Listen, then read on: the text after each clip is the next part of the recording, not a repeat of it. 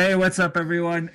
It's your friend Bill from ACIDMATH. So it's with great pleasure that I have Matt here helping out with the podcast. This is the first one with ACIDMATH. So eventually it'd be cool to get some artists on and get some ACIDMATH group members to call in. Hopefully not say anything too crazy. And yeah, so we're just going to go from there. I just want to say welcome, Matt. And I don't know. This is weird. This is the podcast, so I don't know what else to say. We're just gonna dive right in. Yeah. Well, happy to be here, man. Thanks so much for having me. Like you said, my name's Matt, and I'm the creative director at TIMEWHEEL, which is an artistic collective based here in San Antonio, but also a blog and a studio. Essentially, you know, me and you, we came into contact when we both realized, hey, we're both plugged into the psychedelic world. We're both running social media that, you know, promotes, psychedelics as sacraments, as medicine, instead of like these recreational drugs that society has kind of stigmatized them to be. Yeah, absolutely. Yeah, it turns out you can actually learn a lot about yourself and about the world, you know, when you use psychedelics. And I'm actually involved with this organization called Psychedelic Spirituality. It's a nonprofit organization, and we're kind of on a brief hiatus at the moment. But I ended up starting a podcast with those guys over a year ago, and ended up having on some really interesting guests just to talk about the spiritual aspect of psychedelics and kind of what you can gain from doing them in a certain set and setting where the spiritual tones are focused upon and not just kind of this side effect of the psychedelic experience. But yeah, like you said, you know, we're the source for ancient knowledge also, because I believe when I had my first psychedelic experience, I was kind of unveiled to this whole world of the fact that magic exists in a way. Were you ready for it? No. Yeah. What kind of setting were you in? Well, I was in a park. You know, luckily, I didn't even have a proper knowledge of set and setting at the time, but being in nature, it turned out to be a great, great thing. Nice. Yeah, because I've asked other people, you know, like when you first started doing it, what was your sort of knowledge database? And people were like, I just sort of went into it. Mm-hmm. Other people, you know, they are on airwid.org for months on end, making sure, you know, that they're getting their dosages right and that they're well aware of what the effects are. They've already read some material, maybe from like Stan Groff or something like that. So it's all over the board. For me, like I just sort of went into it, and and you get blasted, and it's pretty damn intense. So like, what was your first experience like? Well, I actually had two previous psychedelic attempts to what I would call my first real psychedelic experience. I had two very kind of mild mushroom experiences. Probably 2 or 3 months before this giant freaking shattering event. You know, that was my first real psychedelic experience, and I certainly felt the mushrooms. I certainly had visuals, had kind of a funny outlook on life, but it wasn't that next level where like the cosmos just like breaks through all realm and shows you its pure potential and mystery. Yeah, I was with my band. I'm in a band called Something Fiction, where we kind of document these psychedelic voyages that we've come across in our journey. Yeah. Your peeps can check that out at somethingfiction.com. We also have a Facebook page, but yeah, definitely. We'll put those links up. Awesome. For sure. Appreciate that. I was with my band. You know, we walked to the park. We had eaten about an eighth of mushrooms, 3.5 grams or so, and yeah, we don't deal with eighths here in Canada. Oh, what do you guys call it? Well, we use half quarters and quarters. So half quarter would be, I guess, an eighth. I guess that'd be your 3.5. Yeah, is that kind of a big dose for you guys, like, or is that kind of an intro dose? I'd say 3.5 of dry grams is pretty sufficient. Have you noticed the difference between? I know we're gonna get off track a little bit here and there, but have you noticed the difference between like a tea and versus just sort of eating them as is? I haven't done the a tea yet. Oh man, lemon tech. It's like honey lemon, honey and just lemon is just you just grind it up, through a coffee grinder, and then if you want to wash the coffee grinder after, you can, or you can just have some mushroom remnants after for your coffee. But it's like it's definitely one of the most potent mixes I've ever had. I think it was like 2.7. My buddy was like really specific and just blasted me. Dang. Yeah, the tea, I'm sure it would probably penetrate the stomach tissue quicker. Much quicker, yeah. Yeah, I'm looking at the levels of the psychedelic experience, as notated by Timothy Leary in the Psychedelic Experience Manual for the Tibetan Book of the Dead. You remember like the first like couple where they weren't breakthrough, like because he's like with level 1, it's just like a mild stoning effect. It's like brighter colors. You notice a short term. He mentions short term memory anomalies. Do you notice that with psychedelic usage? Yeah, absolutely. It's frightening. Yeah. Like, I remember just, on maybe 3.5, 4 grams or something of the sort, and smoking joints, and just knowing that these amazing thoughts that I was having, these breakthroughs, I was going to forget them in like 3 seconds. Yeah. And they're gone. And it was just one after the other. I was like, fuck, just write this shit down. Yeah, it's so weird how that happens, and then even when you do write it down, it kind of loses its humongous impact when you're back in your normal state of awareness.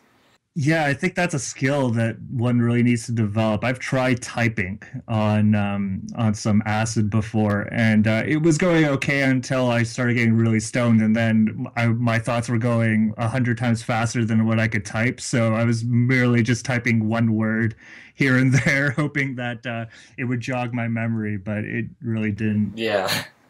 Yeah, it's a weird thing, and it is something to integrate. But, I think something that helped me the most to start to integrate the experiences was the integration of a spiritual path.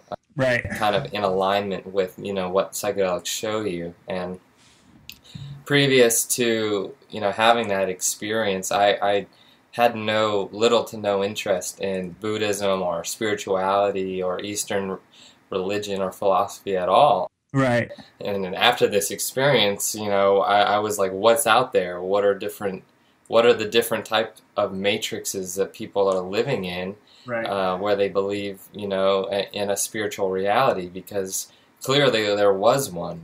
After I had this experience, there was no denying that there is this mystical realm of experience of union with the divine or God or whatever you want to call this kind of thing that's bigger than you, that's allowing this experience to take place. It's that humbling effect, eh, Matt?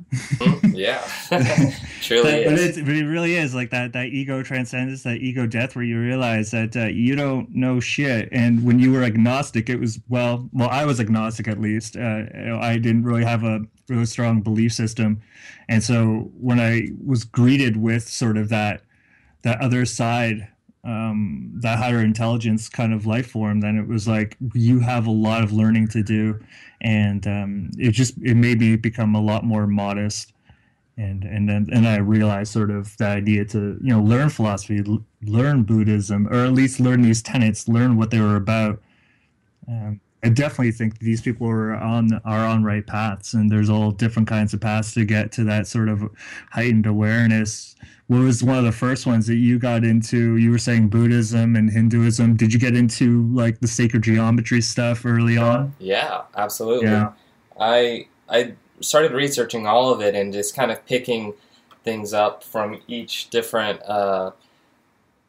tradition that resonated with me, while not necessarily prescribing to just one of them. Yeah, it's like the ultimate spiritual path where that's sort of like Buddhism almost, where they're like, it's all good. You can integrate any of them. So you took anything from sacred geometry, or just because I'm interested in like the whole drumvelo thing, there's 2 sides of that whole thing. People buy into it and people don't. Yeah, I think that, all of these teachings ultimately bring you to an understanding of that the knowledge that you're seeking is within you, and it's not anything outside of you. And they're all these different traditions point back to that, whether it be meditation or yoga or the psychedelic experience, or any number of other type of altered state practices, Tai Chi, Qigong, martial arts. I mean, all of these things have like this point where it brings your awareness into a higher sense than is normal for the human. Yeah, I sort of became a lot more aware of energy, the way energy works, the way to sort of channel it, and through Tai Chi, Qigong, yoga, all that meditation. Definitely learned to sort of, I don't know, channel energy and sort of, I don't know, bring it into the real world. You've gotten into yoga practicing, right? That's right. Yeah. So Kundalini yoga was one of the systems that I ended up really resonating with on this search for, like a connection to the spiritual world on a daily basis. And when I started it just on YouTube, I heard someone say Kundalini yoga really gets you into altered states. It really, elevates your level of awareness. And I said, hey, I want to try that out, Yeah, because you experience a psychedelic experience, and you're like, well, how can I do this sort of naturally? And we're sort of bombarded with laws and whatnot, so we're thinking, well, if I can do hot yoga instead and feel just as well, then, or at least something. Yeah, I've actually tried Bikram, and it doesn't have quite the mystical effect Kundalini does, but Bikram yoga, yeah. Yeah, Kundalini yoga is really dialed into the esoteric part of yoga, and you go immediately into working with the chakras and with the aura and the various energy centers throughout the body, like the third eye and the pineal gland as well. So, after I did a full hour of Kundalini yoga, and I actually went to a place where it's legal, of course, and I smoked some cannabis, sativa, and I absolutely had a psychedelic experience, and I was just like, wow, I smoked cannabis sativa before, but this didn't happen. I wonder if it was this yoga that I just did, because I am tripping. Well, that's the thing, and I've always wondered about that, and I've tried to integrate that over the past couple of years, is being in a sort of mental state, a certain, if you will, like a spiritual state before you ingest something. And I've noticed that from a lot of people that I've spoken to, this isn't something that people necessarily think about too much, and it has a lot to do with set and setting, your mindset going into it, right. And what kind of work you've done over the past maybe 3-4 months of integrating your past experience. But I've noticed that just through meditation, and then going into even a cannabis experience, just being way more open and way more sort of vulnerable, allows you to really experience everything, and for better or for worse. I mean, have you had sort of those experiences where you're just like, well, you can stop now. I think I've got enough, or is just a little too much? Well, yeah. I mean, the psychedelic experience can be too much. It can kind of. You can have 5 wondrous trips and just be like, wow, this is so incredible. I can't wait for my next one. And you'll have your next one. And the psychedelic itself is almost like this self-regulating system that says, oh, no, this is going to be the last trip you enjoy for a little while. That's why it's not addictive, so to speak. They say LSD, psilocybin, DMT, they're not addictive. They do pique interest. They do make your psyche wonder, what are the other realms of reality? What are the barriers that I can cross, and so on and so forth. But then after you've done it, quite a few times, you'll end up stepping into the dark side, if you will, of the psychedelic mystery. And, it'll show you hey, you might need to start to integrate this back into reality. in a more sober way, and less about kind of leaving the mind, but more about staying connected with this higher level. And that's where yoga came into play with me, was that it helped me have those psychedelic experiences few and far between, like let's say every 6 months or every 4 months instead of every weekend, right? You know? Yeah. And I could still stay connected and stay in that realm of thought, and it's totally become who I am, you know? Like, no matter where I go, no matter what conversation I have, I'm like a psychedelic person now because of yoga and my experiences that led me to yoga and research in mysticism. Right. And see, that's the thing, is that a psychedelic person isn't a sort of drug addict, a sort of person that, you know, society needs to or should feel compelled to shun. Psychedelic person or psychedelic student, I would say, you know, someone like yourself who went way above and beyond, I think, you know, what the regular person sort of does, you know, after, you know, if someone like goes to church, I don't see them doing all this sort of, you know, searching afterwards. I see them sort of staying put almost, and you know, just accepting what is. Right. Psychedelics are more like showing you, well, this all isn't. So there is a lot there is a lot there, but you really need to open up your mind and to really be open to all the different possibilities. Absolutely. Yeah, I think that you get these glimpses of these visions that are beyond language. Nothing you could ever tell anyone, you know, your words would never do it justice. You could say, dude, I felt like I was Buddha, but like they're just gonna be like, yo, you were tripping, man, you know? You felt like you were Buddha, that's so weird, you know? Like, they won't get that impact. But when you feel like you're Buddha, for example, it's just a metaphor. You know, you can't actually feel like you're Buddha. Only Buddha can feel like he's Buddha. That's so funny, because Bill Hicks made a joke about Buddha. He's like, well, I'm Bubba. He's talking about like Bubba having a psychedelic trip. I feel like I'm Buddha. I'm Bubba Buddha. But I mean, you have these glimpses of what you might call single-pointed concentration. Yeah. And enlightenment, and you see the mind and the chatter of the mind as this illusion, these suggestions, and not the fact of belief. You know, like we go through our whole life from ages 1 until we have a psychedelic experience. Well, actually, I don't want to say that, because I believe kids are more intuitive than adults. So I want to say we go through our life from roughly the age of coming out of childhood and into adulthood with believing that our thoughts are reality. Yeah, that's what defines us. Right. It defines us. It defines the world, the thoughts we have. It must be true. We'll feel it on like an emotional level. Like, well, if it's a bad thought, we'll feel it like in our bones. And so where'd you pick up that pattern of behavior? Well, from my parents. And so where they picked that up from? Well, their environment. It's all just recycled material almost. Yeah, absolutely. So, you know, when you break out of that for even an instant, even for 5-10 minutes on a psychedelic experience, like, it sticks with you. You remember, hey, I was able to not be governed by my thoughts alone. I was able to connect to this kind of supreme state of consciousness, you know?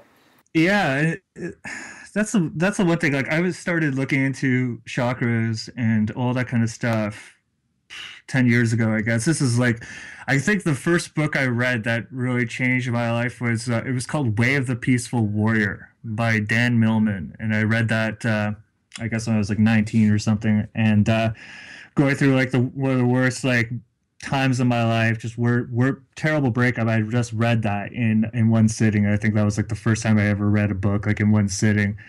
And you know, like how we have like, you know, people like talk about like, you know, those tracers that people get, you know, when they look like in like the clear sky or whatever. Well, that was the first time I've ever seen tracers. So I don't know. It's interesting though. People say, you know, it's just, it's something, you know, inside the eye or whatever that's causing it. And I've had people say, well, it seems like after I did mushrooms that this was occurring a little bit more. I don't know. It was interesting, but that book really got me into sort of the idea of, chakras, the idea that there is this energy level there. And at the time, I wasn't ready to accept it. So I remember hearing, the line from my mom was like, well, what's the point of, reading this stuff if, you're not doing the work internally to really understand it. And what the psychedelic trip does is it pretty much guarantees you that you're going to at least experience something of the sort. And when you actually see chakras, when you actually see the energy, when you actually see a place outside of your normal modalities, and then it's like, okay, well, there's something there. There's something that even these spiritual people, there's something that they know, that they're not necessarily doing drugs or psychedelics to reach these states. And so yogis who can read minds, like back in like the Ram Dass stories, like there's tons of material that suggests that this does exist, that people aren't making this up necessarily to sell books and stuff like that. People really do believe it because they experience it. Absolutely, it does exist. And a theory I have, I don't think it's proven by science, but the theory that I have is it's a very physical, like related to the physical realm explanation for these things. And it literally is that the pineal and the pituitary glands in the brain, in the human brain, they're operating at a normal level of efficiency. And so these powers, like, these yogic psychic powers, or siddhis as they're called, are part of reality for the people whose pineal and pituitary glands are operating as they should. We've slowly been turning more people on, so to speak. They've been more in touch with, hey, I need to focus on the health of my higher energy centers, my pineal gland, my brain. Right. I'm going to drink cleaner water with no fluoride. I'm going to eat a better diet with things like more fresh and raw foods because they have higher levels of energy in them. And so people start to turn on their higher glands by doing these things, and most importantly, changing their thoughts and their mind. Right.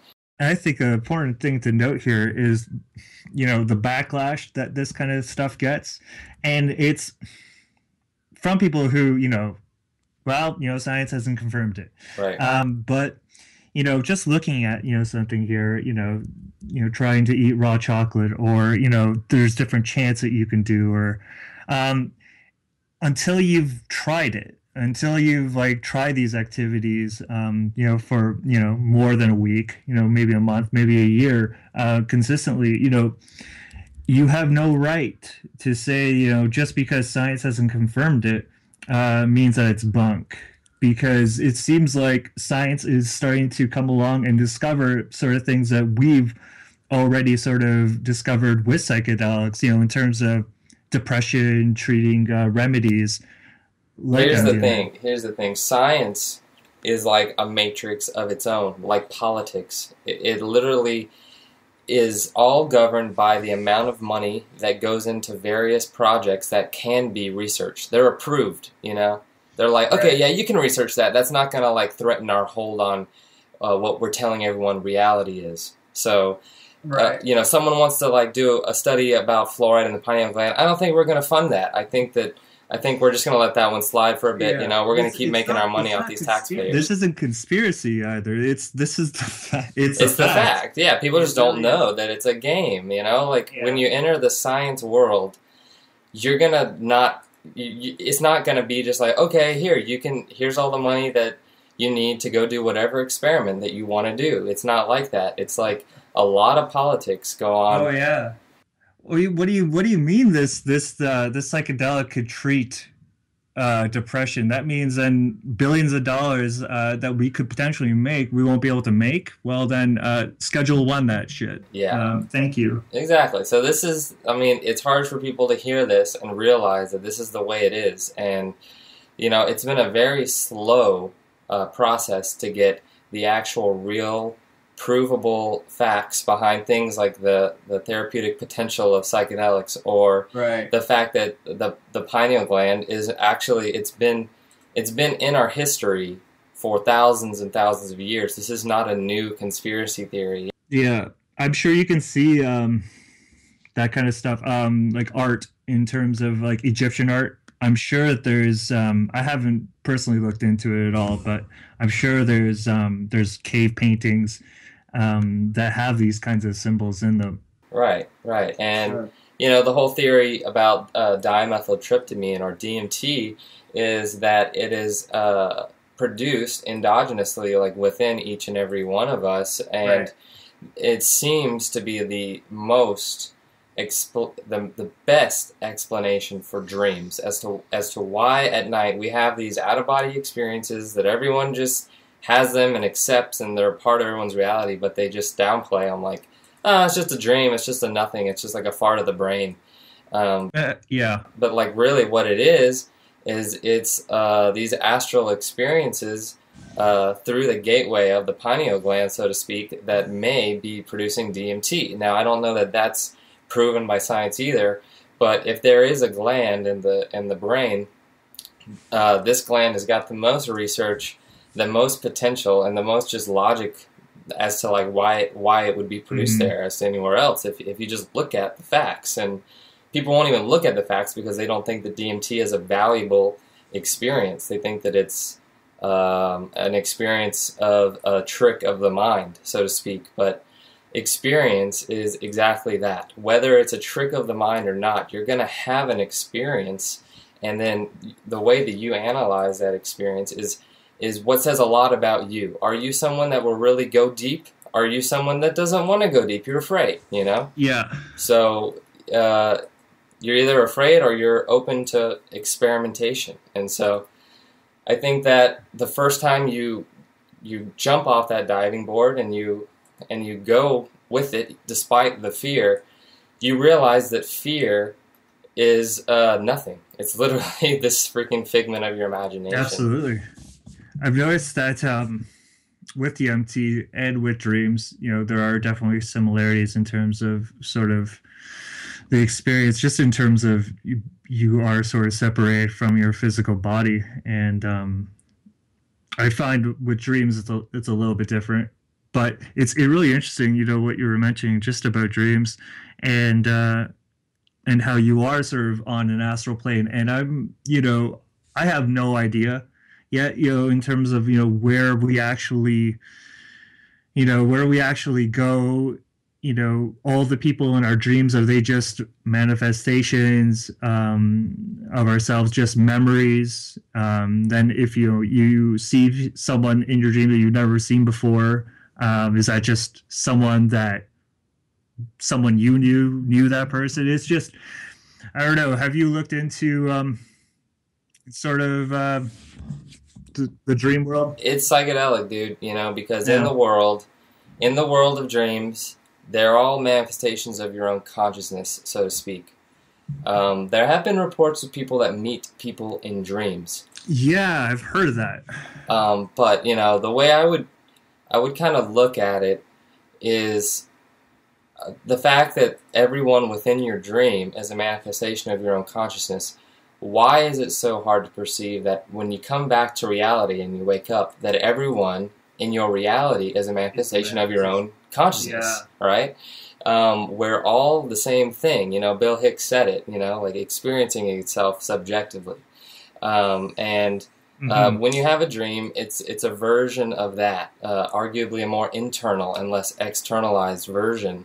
But I think that ultimately the same kind of a weird paradox is happening. And paradox is like, it's the brink where you can't explain it anymore. You know, like it is reality bending and twisting so that the code can't be understood. You know, the system that we're in, it's like created in such a way that when you come to the brink of understanding the system, it'll just paradox you. It's like paradox code 404, right. You know.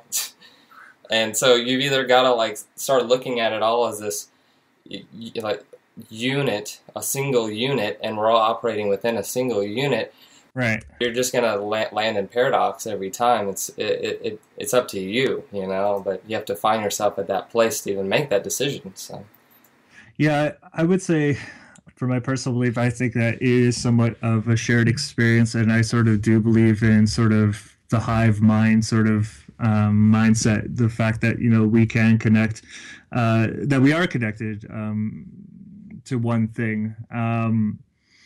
But to necessarily say that you know, we are the same, I think maybe down the root I'd say we are, but we all have, you know, everyone has their own egos and everyone's going through their own sort of ego transformations. And it was interesting, you know, when you were talking about sort of when you go through a psychedelic trip, that you sort of see that plane, of experience where your sort of thoughts aren't you. You're not being defined by them. And what I was getting at earlier, I was saying that, you know, not necessarily that's something that happens just on a psychedelic trip. I think it was like 3 years ago. I was on a bus and I just couldn't stop thinking. Just coming home from class, just studying philosophy, couldn't stop thinking. And I just said, "Well, fuck it, just stop thinking," and literally just saw like this massive space, you know, with my eyes closed, and it was like I could see cultural conditioning here. I could see sort of my past influencing me. I could see sort of thoughts coming in, and I realized that there was this space of awareness that I could sort of say, well, no, I don't need to entertain you. I've already thought about you 3,000 times. I know exactly what I'm going to say. Like, I know the last word of that thought. There's no point for me to go any further. And so then it became, you know, more or less about, okay, well, how do I stay here all the time? And so that's sort of been an in and out of experience for me personally. Reading Eckhart Tolle, that was one dude that really got me into it. And it was odd because I got into him like 3 hours after I had that experience, and he was talking about the exact same stuff. And he had the same sort of realization at the same age. And so I thought, well, you know, the further down we go down this rabbit hole, synchronicities just seem rampant. And I don't know, I find the synchronicities are sort of little, I don't know, pop-ups, if you want to say. It says, you know, you're tuned in, that there is, you know, a higher intelligence that's aware of you, and it's trying to communicate with you certain ways, and maybe synchronicities. Yeah, they're guiding posts, you know what I mean? They're just like little road signs on this path of awakening that say, keep going, man.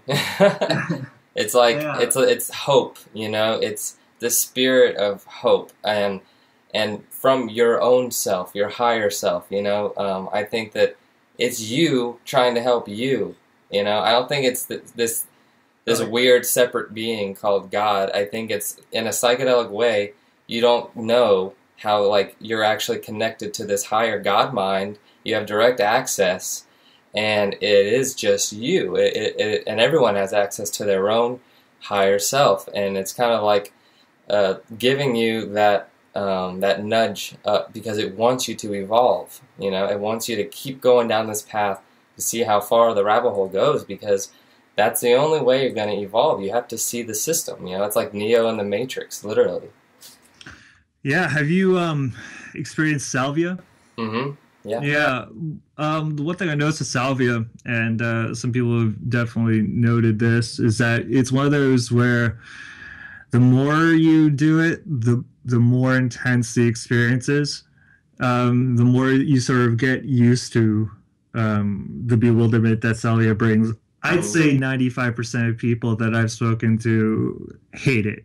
Right. And they don't get it. And they've done it maybe 1 or 2 times, and it wasn't for them. They felt like, I don't know, almost like a spiral just out of awareness, and they couldn't control anything. You've seen the videos of people falling on the floor, and it does nothing for for what this sacred plant actually does. And I just remember the last time I did it, and I don't know if you've ever had this experience where you take something and you feel like you know that I've gotten everything out of this, as you know, I'm good now. Like after, and I think that's what we were talking about. What you were saying earlier is just about, you know, these aren't addictive.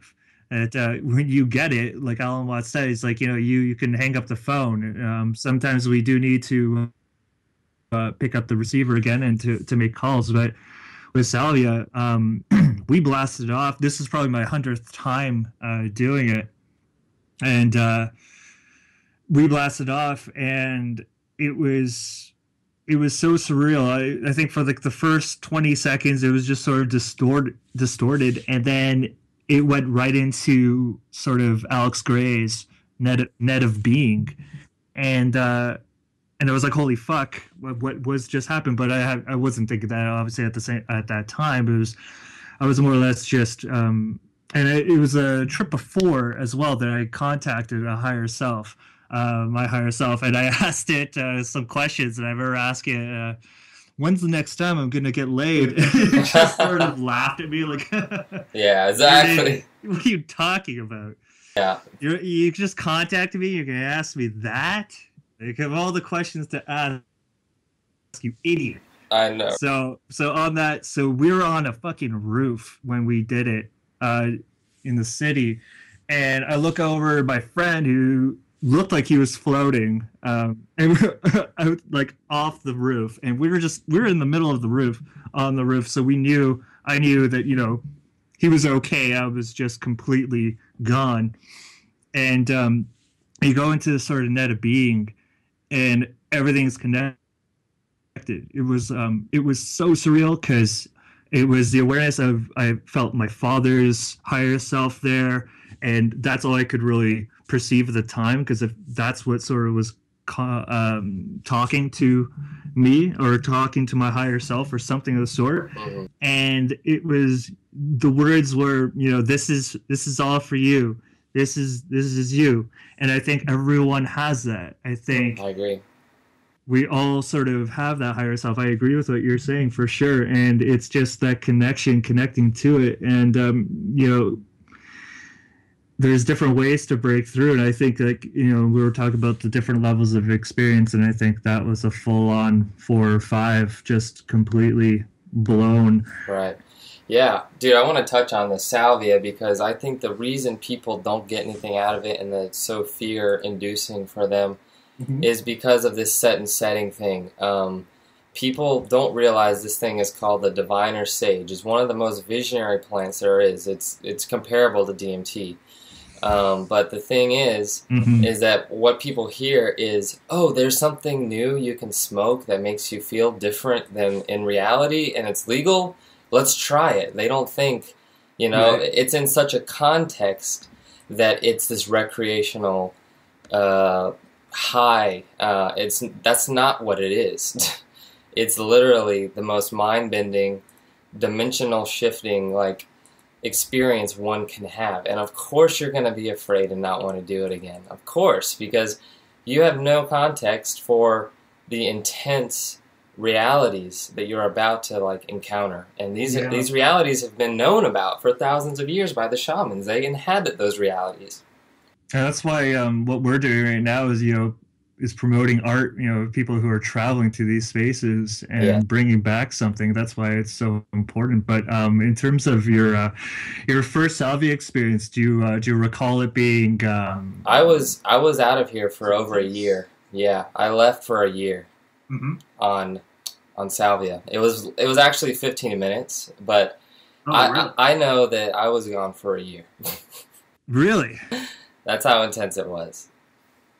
I became this astral being, or like, I was 17 years old, I believe, really into the music of Tool at the time. Right. Still am, of course, but like, I think that kind of provided this really esoteric experience for me, even though I wasn't ready for it. But yeah, I became like this astral being on a hit of Salvia, well prepared, good environment. I actually did my research before ever trying it. I didn't just do it just to like, oh, there's something new we can try, let's try it. You know, I was like, what the fuck is this shit? Yeah, I'm gonna look it up. I'm gonna see what people say about it and what happens to them. And I did that.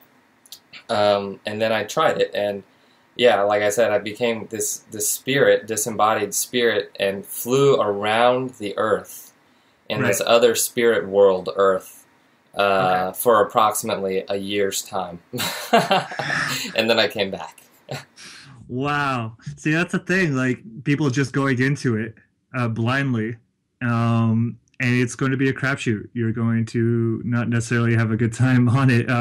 But I think, even if you did do research, I think a lot of it might have to do sort of with sort of the work you've put into yourself emotionally and spiritually and whatnot. If you if you are an asshole, or if you haven't done any sort of spiritual work at all, and you were to take a psychedelic, I don't know. I think the potential of having a bad trip just seems to be, I don't know, more prominent. I don't know. When I see people like literally falling on the floor, almost convulsing, it definitely worries me that these things are these things are getting spread. And I think the thing is that it's the lack of sort of education, the lack of knowledge.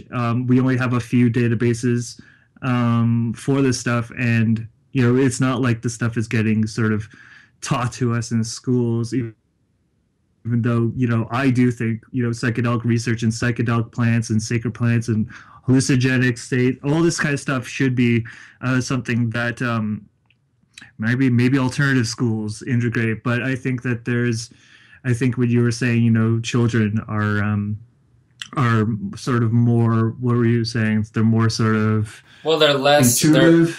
They're more intuitive, but they're also less cultured. They're more, I don't know, like when a child comes into the world, it's pure potential. It depends on its parents or its location. Like, if it was born in a Buddhist monastery, you better believe this kid's going to get enlightened real quick, If he's born in, more like an American environment, you better believe he's going to worship materialism real quick, So it's all about, just where you pop up during this incarnation, so to speak, and you pop up like in this place where exactly where you're supposed to be, to kind of, you get this sense of, on psychedelic, of this truth, this higher truth you come into contact with that tells you, hey, you're right where you need to be, you're facing the exact tasks that you need to face and to make yourself a better person and to move on. Those things confront you. People are afraid of those things. They don't want to confront their fears. They don't want to become a better person. They just want to make it through the next day. You know what I mean? Right.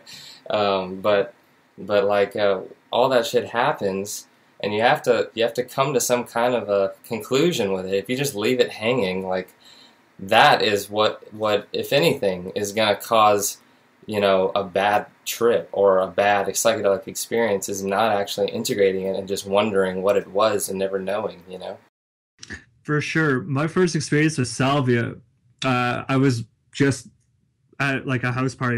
I was on my own living with some guys, and we were like on a porch, and the pipe goes around, and people are starting to cough and whatnot, and I hear some laughter, and so it just came to me, and so people were just like, here, just try it.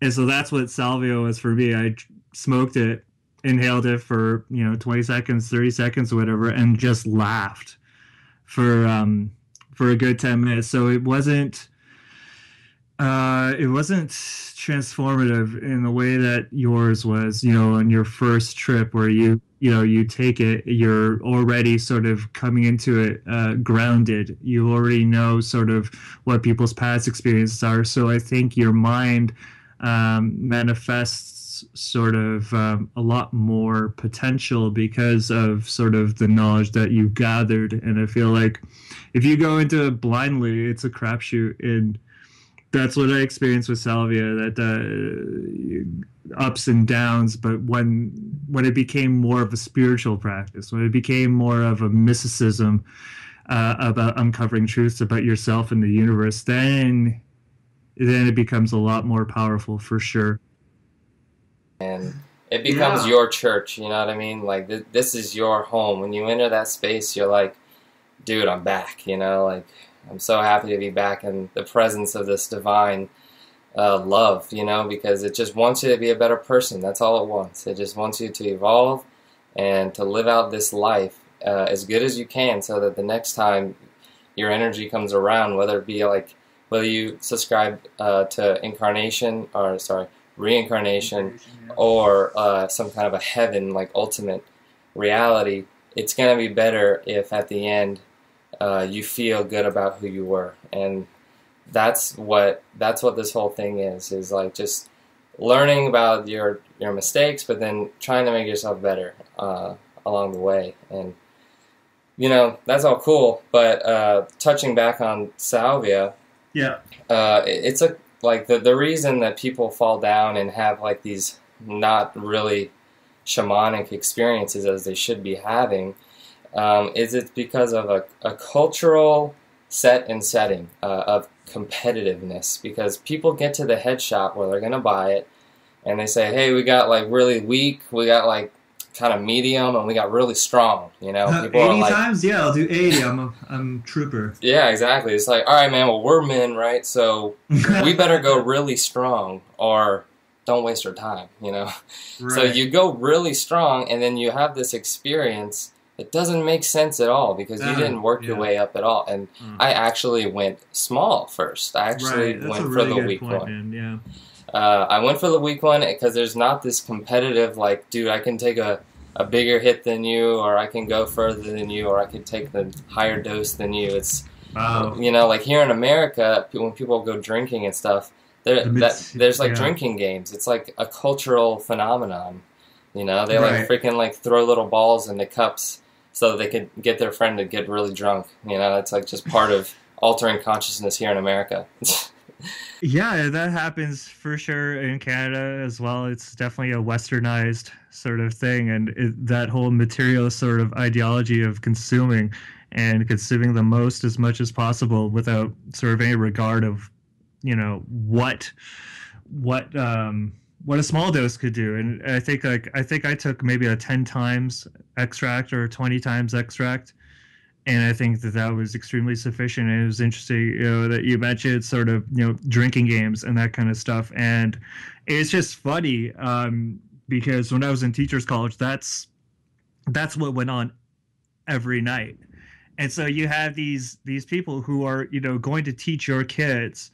They are alcoholics, and they're binge drinking. They're passing out violently, puking everywhere, and it's just I didn't know, you know, you almost lose yourself, you know, when you go into a situation like that, and you have all these sort of experiences behind your belt, these psychedelic trips where, you know, you've seen yourself, like for me, I've seen like a spirit of myself or something sort of meditating in space, and you know, you go in with these experiences, you know, and it almost makes you want to shut off when you see someone who's just gone and just doesn't give a shit about sort of teaching even, but just doesn't give a shit about sort of, I don't know, learning. It just that's what I saw a lot. Just binge drinking, people talking nonsense, and there was barely any sort of higher level sort of, I don't know, intelligence really going on there. And it was so disheartening going into it, thinking, you know, this is, you know, we're going to be, you know, the future teachers, we're going to teach these kids. And I wasn't believing most of these people. I wasn't believing, you know, a few of the teachers that I had to work with. It's the culture, you know, it's who the culture as is, and obviously needs some kind of massive change. But it's the culture, like, leading people to be this way, and and you know, with chasing money is like being priority number one for pretty much everyone, and money is not always the easiest to get. You know, it takes a lot of work to get money, and So when you work a lot and a lot and a lot, you want to relax and shit. So people come home and they have this legal beverage that they can drink to ease the pain of the work. That's how that gets started, you know. But and then another way that the cultural like competitive altering consciousness, you know, people don't see drinking as altering consciousness, but it is. It really is. And for sure. I've even had psychedelic experiences on alcohol. You know, they were after my initial few breakthrough experiences, but like you're able to at least, I don't know, alcohol to some extent can help you meditate if done right. I mean, let's just say if you drink alcohol and smoke a little weed and you sit down and meditate, you're probably going to have a good time. That's all I'm trying to say. Yeah, because I've definitely experienced the bad end of that, where you've drank way too much and then you smoke a little bit of pot and then you're just completely done for. But I've also experienced going to a kegger, you know, in university, and then smoking a bit of pot, and then meditating, and then eating or drinking mushroom tea, and then blasting off for 2.5 hours, where you're like, okay, there's this intelligence that's downloaded my consciousness, like in the movie Contact. I'm not sure if you've seen that movie. No, I haven't.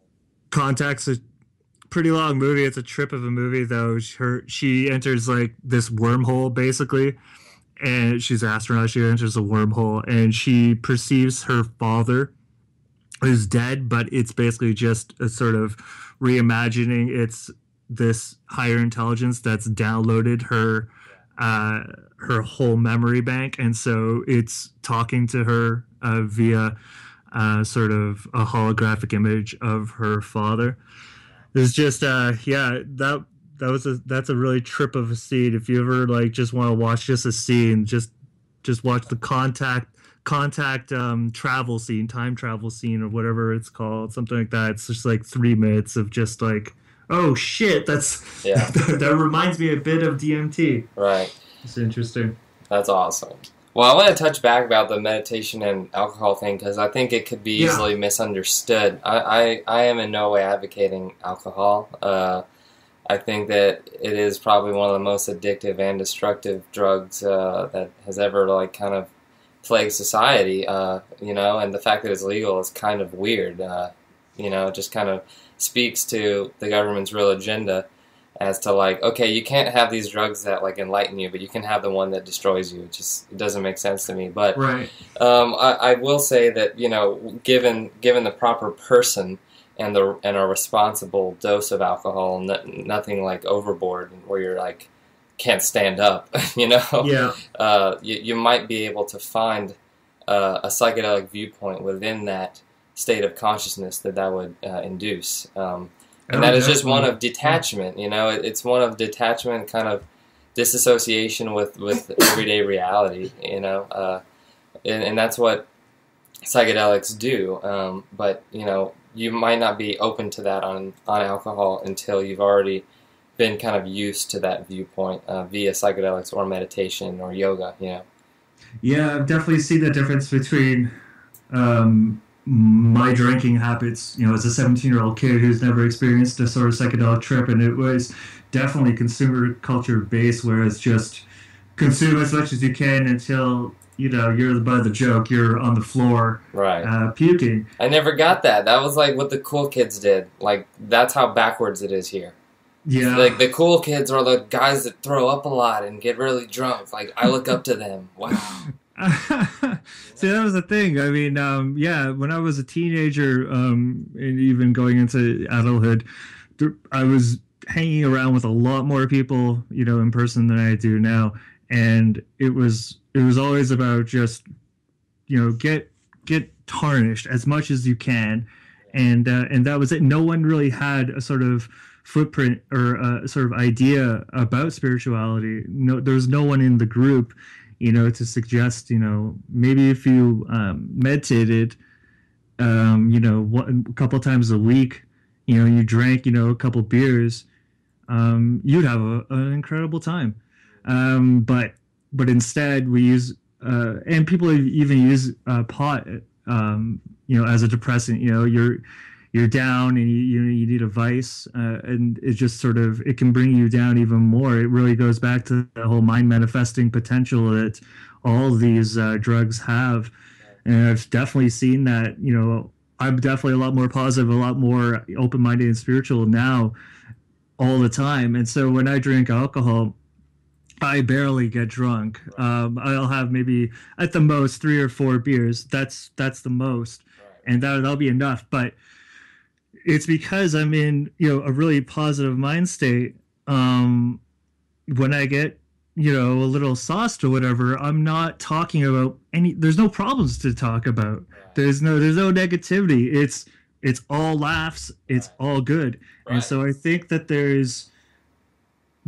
I don't know. That's how alcohol starts with people. The first time they do it, the third time they do it, that's how it is. Remember the first 3 times you got drunk with your homies when you were a teenager. It's just like, dude, those were the best drunk times. And then you start getting drunk on the reg, and it's like, now the anger's coming out. Now the ego's coming out, And rather, when you're coming from a more positive viewpoint and a little more celebratory only, alcohol consumption, and not like this regular thing, just because you can do it because you're 21 now, Like, I know so many people that say, oh, I'm 21 now, I'm going to drink every day for the rest of my life, Right. Like, that's at least how it seems. But, if you use it in a responsible and respectful manner, I think many successful people have used alcohol in a responsible and respectful manner. I mean, Nikola Tesla himself quoted it as being the elixir of life. And this is one of the history's biggest innovators. And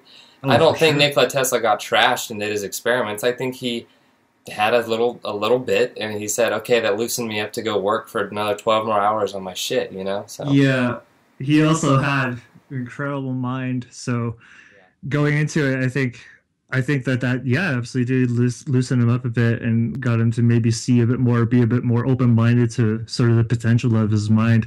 Yeah, over here in Canada, it's 19 is the legal limit, and actually in Montreal, it's 18. So kids were driving over to Montreal, or people were getting fake IDs, age of 17 and whatnot. But I thought about something, and it's just interesting to me. I was working on set on a TV show recently, and I ran into this guy who is a Toronto Raptors. It's a basketball team. He's a Toronto Raptors fan, and so he's just like completely into it, to the point where if his phone's on the left-hand side and they're losing, he'll put it to the right-hand side. So just completely gone.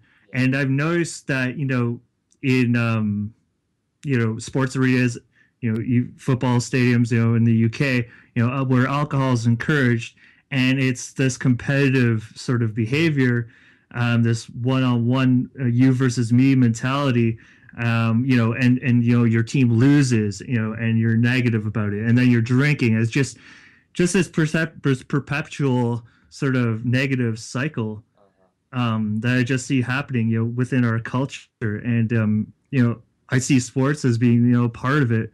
And it's just, I don't know, maybe on one of our next talks or so, we could think about sort of where do we go from here? Like, what do we do? Is ayahuasca something that Western culture needs to look into? Do we just leave? And let's just leave society let's together. Go. Yeah. This is the revolutionary message right now. As soon as you hear this, pack up. Come on, let's go. Yeah, that's why we've been talking about this ACIDMATH Island idea, just about learning about how to become, self-sufficient, learn about permaculture, challenge your old beliefs, and definitely grow.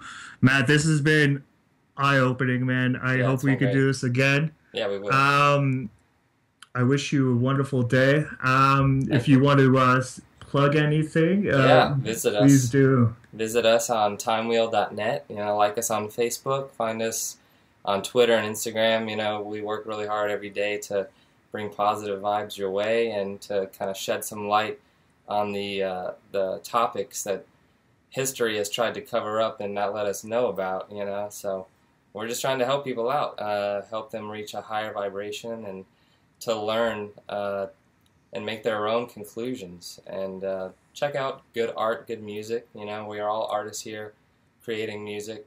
Yeah. So all the blog is curated by artists themselves, and you know, so we're only promoting things that we find to be inspirational and positive. So yeah, please check us out. I posted just a little something on the ACIDMATH group asking people if they wanted a shout out. So I'm just gonna give a little quick shout out to Nando. A quick shout out to Jessica Roach's mom. Hey mom. Hey mom. Yeah, she's cool. Shout out to Slothman. Shout out to Thomas. Shout out from a parallel dimension to Mario. Shout out to Forrest. Shout out to Ish Hassan. Shout out to Jim. Shout out to Jose. Shout out to Sean. Shout out to one of my trusty admins, amazing friend Laura. Shout out to Mark. Shout out to Joe. Shout out to Cody. Jeez, shout out to Joseph. famous, Sean. Bill, you're famous. Andre, Tamara, Billy, Tamara again. She wants another shout out. Brock, amazing artist, Brock Springstead, and Sean and James. Oh, give a shout out to James Shoes. What's up, James Shoes? that was it. All right, man. Great. I will talk to you soon then. Okay, it's been great. Thanks, guys, Okay, for listening. Take care. Spiral out.